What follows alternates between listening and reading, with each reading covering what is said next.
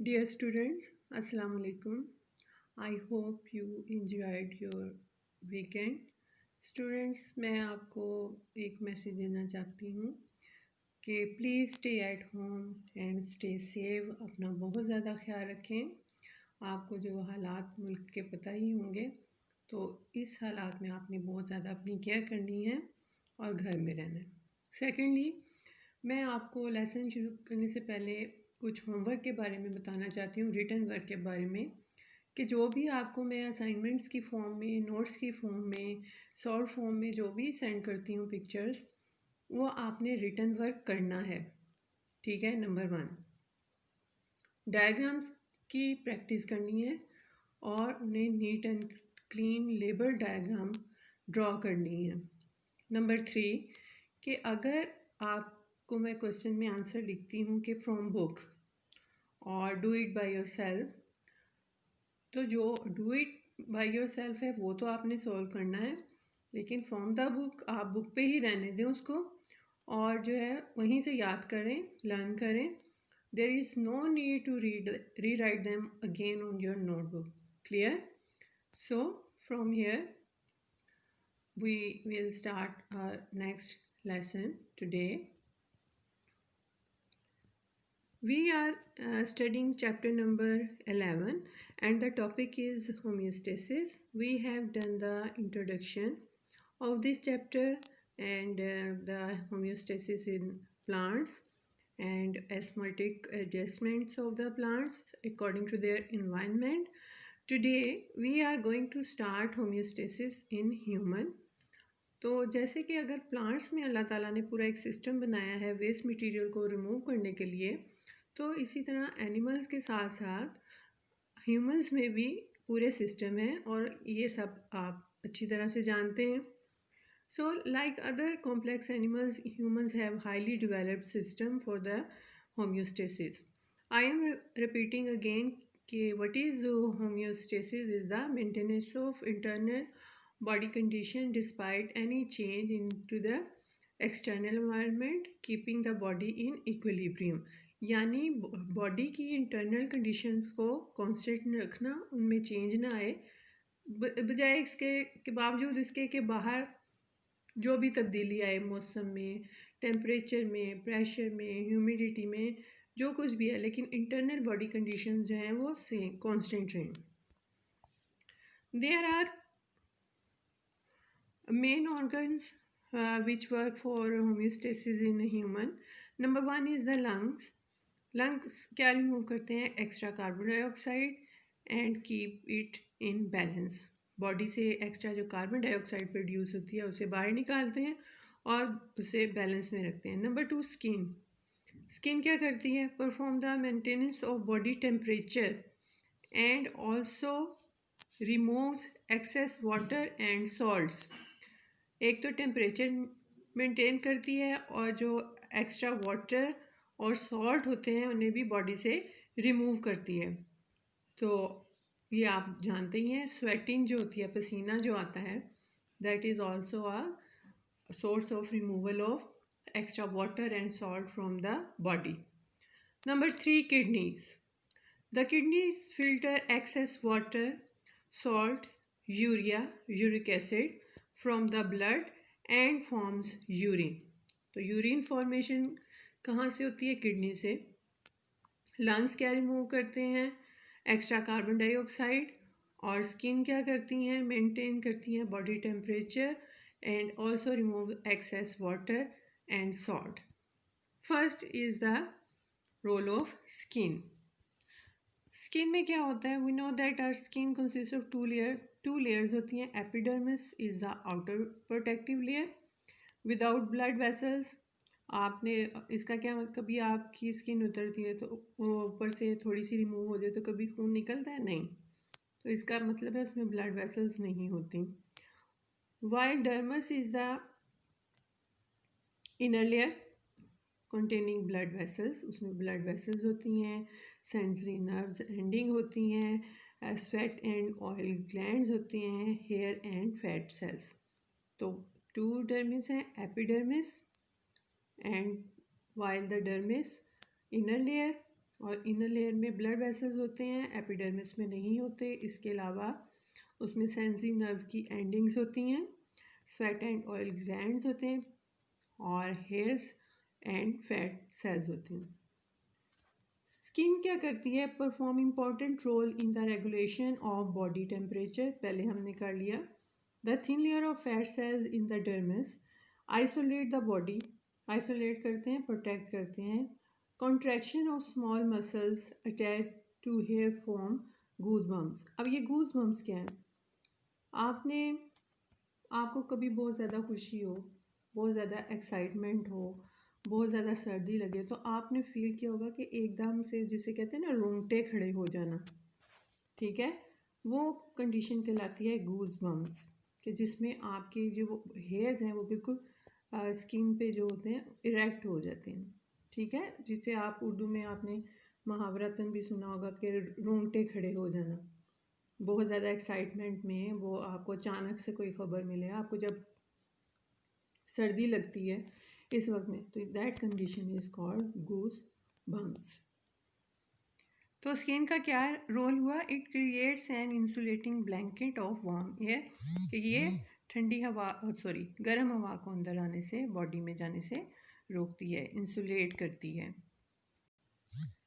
Secondly, skin जो है वो कूलिंग इफेक्ट भी प्रोड्यूस करती है। आपने देखा होगा, एक आपको बहुत ज़्यादा पसीना है, आप पंखे के नीचे खड़े होते हैं तो एकदम आपका जिस्म जो है, बॉडी जो है वो कूल हो जाती है। तो क्या होता है कि जो स्वेट प्रोड्यूस होता है स्वेट ग्लैंड से, पसीना और एक्स्ट्रा बॉडी हीट, वो इवेपोरेशन के थ्रू बॉडी से जो निकल जाती है। इसी तरह metabolic waste such as excess water, salt, urea and uric acid also removed in the sweat. पसीने के ज़रिए से excess water, salt, urea and uric acid जो हैं वो बॉडी से रिमूव हो जाते हैं। After skin the next organ is lungs, and in the previous chapter we have learn that how lungs control the concentration of carbon dioxide in the blood. हमने पूरी detail में पढ़ा कि किस तरह से लंग जो हैं वो कंट्रोल करते हैं कार्बन डाइऑक्साइड की कंसनट्रेशन को, इनहेलेशन, एक्सहेलेशन। मैं आपको ब्रीफली थोड़ा सा फिर बता देती हूँ कि हमारे सेल्स जो हैं कार्बन डाइऑक्साइड प्रोड्यूस करते हैं जब वो सेलुलर रेस्पिरेशन करते हैं। इन सेल्स से जो है कार्बन डाइऑक्साइड डिफ्यूज़ होती है टिश्यूज़ फ्लूइड में, and from there into the blood, और ब्लड क्या करता है, इसे कैरीज करता है carbon dioxide to lungs, from where it is removed in the air. We have read it in detail. Next is the urinary system of humans, that we will study in detail. Now we will start urinary system of humans. The excretory system of human is also called the urinary system. It is formed of a pair of kidney का pair होता है, a pair of ureters, ये tubes होती हैं, urinary bladder जहाँ पे urine collect होता है जाके, and यूरिथरा।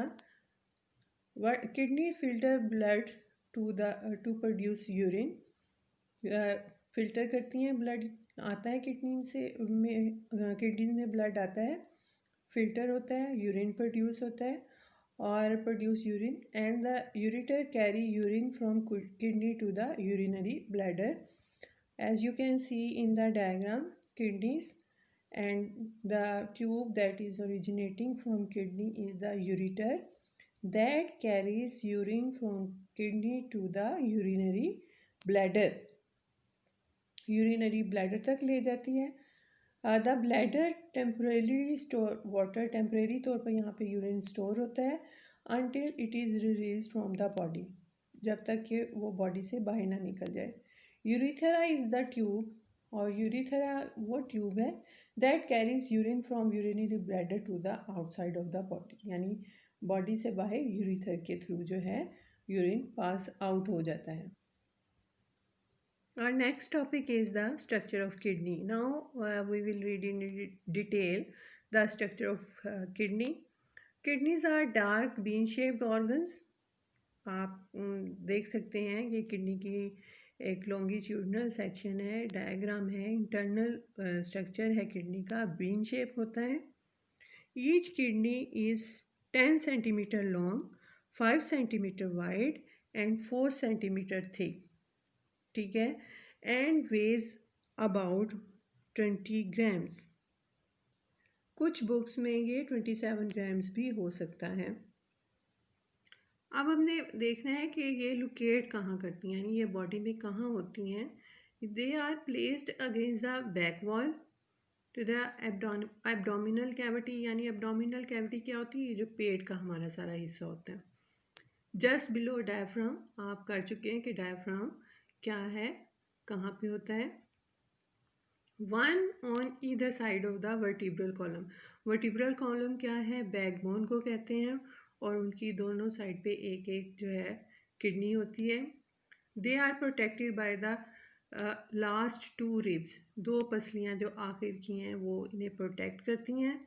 The left kidney is little higher than the right, थोड़ी सी जो लेफ्ट किडनी है वो राइट से थोड़ी सी ऊपर होती है। स्टूडेंट्स, किडनी की 2 साइड्स होती हैं, एक कॉनकेव साइड जो डिप्रेशन से होती है, दिस वन, ये कॉनकेव साइड है, ठीक है, ये कॉनकेव साइड है, और जो बाहर की तरफ राउंड है that is convex, this side is convex, ये समझ लें आप, और दिस इज़ अ कॉनकेव, ठीक है। कॉनकेव साइड पे एक पॉइंट होता है जिसे हिलेस कहते हैं, ठीक है। यहाँ से यूरिटर जो है यूरिन को लेके किडनी से बाहर आता है, दिस इज़ यूरिटर, और दूसरी जो आर्टरीज हैं या वेन्स हैं वो यहीं से एंटर होती हैं, ठीक है, और यूरिटर यूरिन को लेके किडनी से बाहर भी यहीं से इसका ओरिजिन है, ठीक है। अब आप याद रखें, कॉनकेव साइड जो अंदर की तरफ होती है, और कॉन्वेक्स जो बाहर की तरफ पूरा ये राउंड शेप है, ठीक है। और जो पॉइंट जहाँ से ये सारी ट्यूब्स ओरिजिनेट हो रही हैं that is called hilus. Ureter is the, यहाँ से यूरिटर जो है वो लेफ्ट करता है किडनी को विद यूरिन, और फिर लेके कहाँ तक जाता है, यूरिनरी ब्लैडर तक, और दूसरी जो नर्व्स हैं जैसे कि ब्लड वेसल्स हैं, लिम्फेटिक वेसल्स हैं, and nerves enter and leave the kidney, ठीक है। This is the longitudinal section, ठीक है। लॉन्गिट्यूडनल सेक्शन का मतलब क्या होता है, जो लंबाई के तौर पे कट किया गया लंबाई में, ठीक है। और एक होता है क्रॉस सेक्शन या ट्रांसफ़र सेक्शन। ट्रांसफ़र सेक्शन होता है जो इस तरह से कट किया जाए, ठीक है, लंबाई के रूप में, ठीक है, और जो, ठीक है, 2 साइड से जो है कटिंग की जाती है ऑर्गन्स की। लॉन्गिट्यूडनल सेक्शन लंबाई के रूप पे, और ट्रांसफ़र जो बिल्कुल स्ट्रेट दूसरी साइड पे, ठीक है। And this is a longitudinal section of kidney. Tomorrow we will learn about the internal structure of the kidney, inshallah. Now about your homework, learn the definition of homeostasis, osmoregulation, thermoregulation and excretion with example, and describe the removal of extra water, carbon dioxide, oxygen and metabolic waste from the plant body. Learn in detail with example. Take care. Have a nice day. Allah Hafiz.